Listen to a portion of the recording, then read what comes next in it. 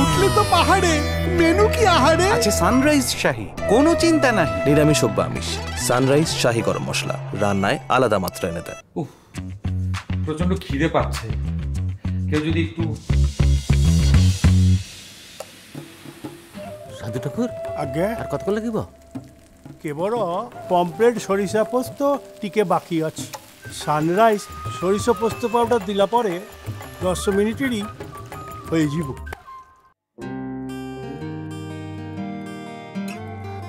গন্ধ শুকেই বোঝা যাচ্ছে সানরাইজ মশলায় রান্না, তাই না সাধুবাবু ঠাকুর? আপনি অন্তর্যামী। মনে পড়ে গেল, দুর্দান্ত স্বাদ। আমার আবার না পেট ভর্তি না থাকলে, ভালো ভালো খাবার পাশে না থাকলে একদম মন ভালো থাকে না। ওই যে কথায় আছে না, জলে নাহি নামিলে কেউ খায় না আচার, ঠিক তেমনি। তাহলে আর কি, আপনারাও যান, সানরাইজ মশলা দিয়ে দারুণ দারুণ সব রান্না করে ফেলুন, আর হইচইতে দেখে নিন পুরোপুরি এঁকেন। এখন রান্নাতেও সর্ষে আর পায়ের তলায়।